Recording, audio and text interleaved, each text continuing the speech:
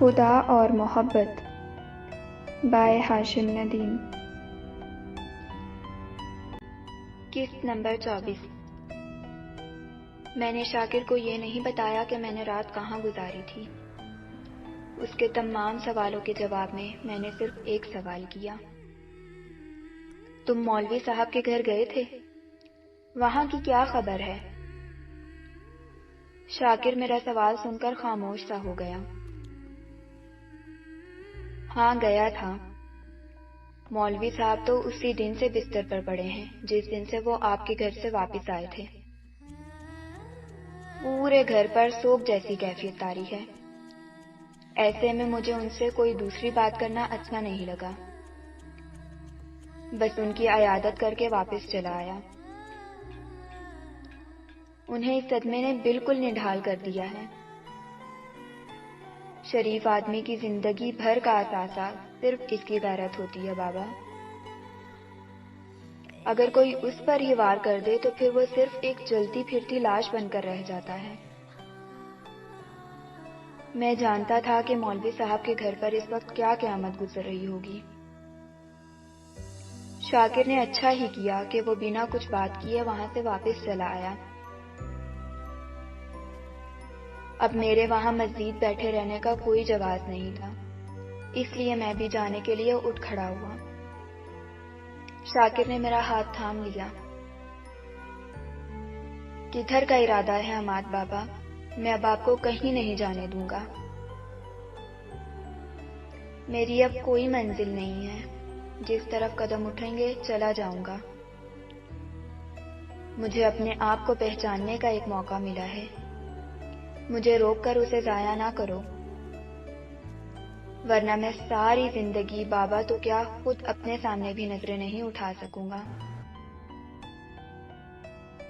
شاکر میری طبیعت سے اچھی طرح واقف تھا کہ میں جو بات ایک مرتبہ دل میں ٹھان لوں پھر اس سے پلٹنا میرے لیے ناممکن ہو جاتا تھا۔ اس کی آنکھیں بھر آئیں، وہ جانتا تھا کہ میری زندگی پھولوں کی سیج پر گزری ہے، یہ کانٹے مجھے بہت جلد لہو لہان کر دیں گے، لیکن وہ یہ بھی جانتا تھا کہ میں نہیں رکوں گا، اور یہ دربدری ہی اب میرا مقدر ہے۔ شاکر میرے ساتھ حویلی کی آخری حد تک آیا۔ گھر سے نکلتے ہوئے نگہت پر میری نظر پڑی جو اپنے دوپٹے سے اپنے آنسو صاف کرتی دروازے سے لگی کھڑی تھی۔ میں نے کچھ آگے جا کر زبردستی شاکر کو گھر واپس بھیج دیا، اسے اپنی ڈیوٹی پر بھی پہنچنا تھا۔ کمشنر صاحب کا پارا ویسے ہی رات سے بہت چڑھا ہوا تھا، اور میں جانتا تھا کہ آج حویلی کے نوکروں کی شامت آئی ہوگی۔ شاکر روتا ہوا واپس پلٹ گیا۔ سڑک پر کچھ دور چلنے کے بعد مجھے پھر ایک تانگا مل گیا۔ میں نے تانگے والے کو ریلوے اسٹیشن چلنے کے لیے کہا۔ مجھے یاد پڑتا تھا کہ کامران کے ایک دور کے رشتہ دار ریلوے میں اسٹیشن ماسٹر تھے، شاید جاوید صدیقی نام تھا۔ وہ مجھے نہیں جانتے تھے، لیکن میں نے کامران سے ان کا بارہا ذکر سنا۔ ہو سکتا ہے کہ وہ اب تو کوئٹہ ریلوے اسٹیشن پر ہی تعینات ہوں۔ زندگی کی گاڑی کھینچنے کے لیے مجھے کچھ نہ کچھ تو کرنا ہی تھا۔ اور پھر مولوی علیم صاحب کا ایک جملہ میرے کانوں میں جیسے اٹک کر ہی رہ گیا تھا۔ اس دن جب میں ان سے گیٹ پر معافی مانگ رہا تھا اور ان سے کہہ رہا تھا کہ وہ میرے گھر والوں کی زیادتی کی جو سزا چاہیں مجھے دے دیں، تو اس دن شاید انجانے میں ہی صحیح لیکن ان کے منہ سے ایک بہت بڑا سچ نکل گیا۔ انہوں نے مجھ سے کہا تھا، تمہاری اپنی شناخت ہی کیا ہے؟ معافی مانگنے اور معاف کیے جانے کا حق صرف انہیں ہی ہوتا ہے جو خود اپنی کوئی شناخت رکھتے ہیں۔ تم تو خود ان کے محتاج ہو جنہوں نے آج میری سفید پوشی پر اور میری معصوم بچیوں پر کیچڑ اچھالا ہے۔ جاتے جاتے وہ یہ کیسا تماچا مار گئے تھے میرے منہ پر۔ واقعی سچ ہی تو تھا، میں تو خود ان لوگوں کے ٹکڑوں پر پل رہا تھا۔ میں بھلا کس بلبوتے پر ان سب کی طرف سے معافی مانگ رہا تھا؟ گویا اتنی زندگی میں نے بنا کسی شناخت کے ہی کاٹ دی تھی، صرف کمشنر امجد رضا کا بیٹا بن کر۔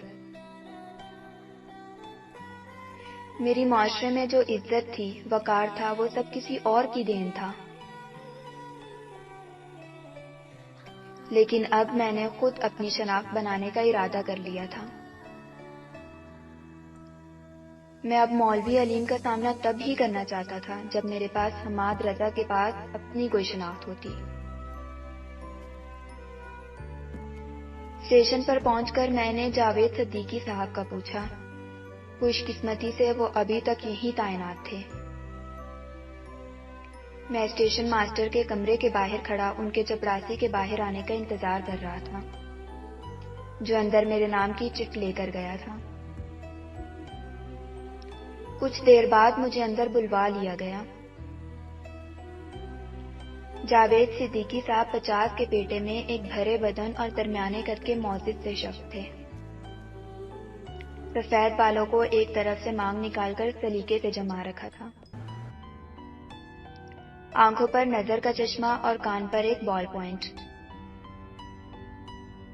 انہوں نے فائلوں پر نظر دوڑاتے ہوئے مجھے دیکھا اور پھر سے فائل کا ورق پلٹے ہوئے پوچھا، ہاں تو حماد میاں، تم کامران کے دوست ہو، بتاؤ میں کیا کر سکتا ہوں تمہارے لیے؟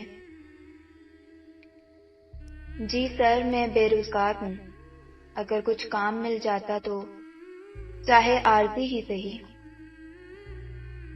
صدیقی صاحب نے چونک کر سر اٹھایا اور اس مرتبہ غور سے مجھے دیکھا۔ اوہ، تو یہ بات ہے، میں تو سمجھا تھا کہ کوئی سیٹ ریزرویشن کا مسئلہ ہوگا، لیکن میاں شکل سے تو تم پڑھے لکھے لگتے ہو، بھلا تمہارے لائق یہاں کیا کام ہو سکتا ہے؟ کتنا پڑھے ہو؟ کبھی کبھی انسان کی اعلیٰ تعلیم بھی اس کی راہ کی رکاوٹ بن جاتی ہے۔ لوگ آپ سے ہمدردی تو رکھتے ہیں، لیکن آپ کو کوئی کام دیتے ہوئے شرماتے ہیں۔ میں پہلے ہی فیصلہ کر کے آیا تھا کہ میں اپنی تعلیم اور خاندانی پس منظر کے بارے میں کسی کو کچھ نہیں بتاؤں گا۔ جی بس گزارا کر لیتا ہوں، آپ مجھے کسی بھی کام پر رکھ سکتے ہیں، میں بہت امید لے کر آپ کے پاس آیا ہوں۔ صدیقی صاحب نے ایک بار پھر مجھے غور سے دیکھا، جیسے میری پڑھائی والی بات پر انہیں یقین نہ آیا ہو، لیکن وہ جہاں دیدہ آدمی تھے، انہوں نے اس بات پر دوبارہ کوئی بحث نہیں کی۔ سامان اٹھا لوگے؟ جی ضرور۔ انہوں نے میز پر پڑی ہاتھ سے بجنے والی پرانی سی گھنٹی پر ہتھیلی ماری۔ ٹنگ کی آواز گونجتے ہی چپڑاسی کسی حکم کے غلام جن کی طرح نمودار ہو گیا۔ صدیقی صاحب نے انہیں حکم دیا، غفور کو بلاؤ۔ چپڑاسی سر ہلا کر باہر چلا گیا اور چند لمحوں میں ہی ایک مضبوط بدن والے پکی عمر کے شخص کے ساتھ واپس آ گیا، جو کلیوں کے لباس میں ملبوس تھا، کاندھے پر رسی، سرخ قمیض اور ہاتھ پر لوہے کا بلّا بیج۔ اس نے کمرے میں گھسنے سے پہلے بیٹری بجا دی تھی، جس کا مطلب یہ تھا کہ وہ صدیقی صاحب کی بہت عزت کرتا تھا۔ غفور اندر آ کر سلام کر کے کھڑا ہو گیا۔ صدیقی صاحب نے پھر سر اٹھایا۔ ہاں بھائی غفورے، تمہاری نفری پوری ہوئی یا نہیں؟ کدھر صاحب جی؟ وہ سلو کا بیٹا جسے پچھلے مہینے نمونیا ہو گیا تھا، اس نے ابھی تک ڈیوٹی پر رپورٹ نہیں کی ہے۔ 2 ایک اور بھی ہیں آرام خور، جو مفت کی چھٹیاں کرتے رہتے ہیں۔ میں نے کاغذ بنا لیا ہے، کل آپ کو کمپلینٹ مل جائے گی۔ معلوم ہوا کہ غفور اسٹیشن پر موجود ٹرائی پورٹ کا لیبر انچارج تھا۔ صدیقی صاحب نے مجھے اسی کے ساتھ عارضی طور پر لگانے کا فیصلہ کیا تھا، کیونکہ مستقل کلی بننے کے لیے محکمے سے باقاعدہ اجازت نامہ لینا پڑتا تھا اور یہ لمبا کام تھا۔ البتہ یہ صدیقی صاحب کے اختیار میں تھا کہ وہ روز کی اجرت پر عارضی طور پر رکھے جانے والے مزدوروں یا کلیوں میں میرا نام ڈلوا دیتے۔ غفورے، یہ حماد ہے۔ آج سے یہ نوجوان تمہارے انڈر کام کرے گا، فی الحال عارضی ہے۔ کام دیکھ کر فیصلہ کریں گے کہ پکا پرمٹ جاری کریں یا نہیں۔ غفورے نے حیرت سے سر سے پیر تک میرا جائزہ لیا۔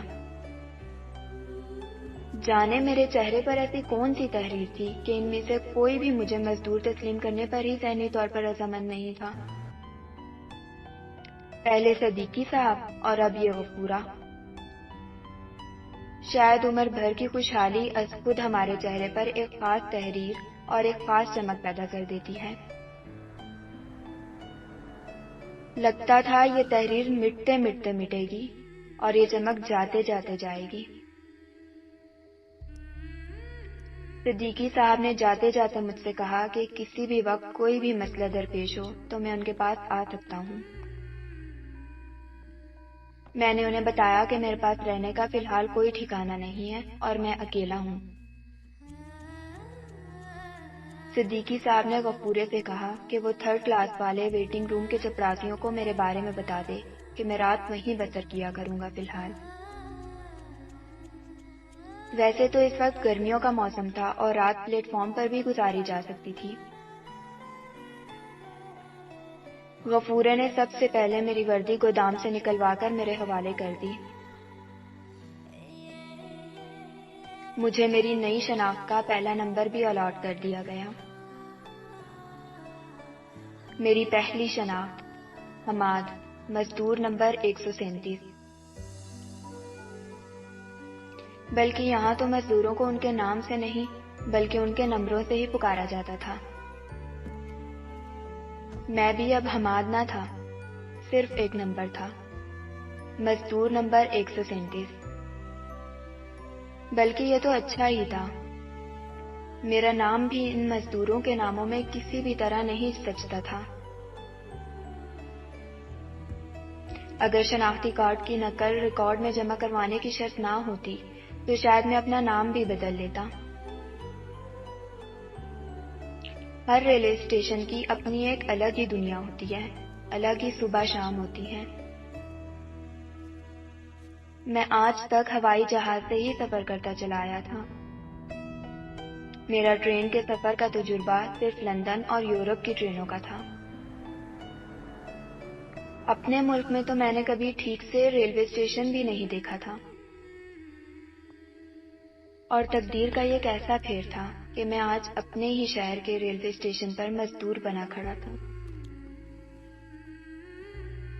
ڈرائی پورٹ کے کلیوں کو عام کلیوں کی طرح مسافر ٹرینوں سے زیادہ واسطہ نہ تھا۔ انہیں زیادہ تر مال گاڑی سے مال اتارنا ہوتا تھا۔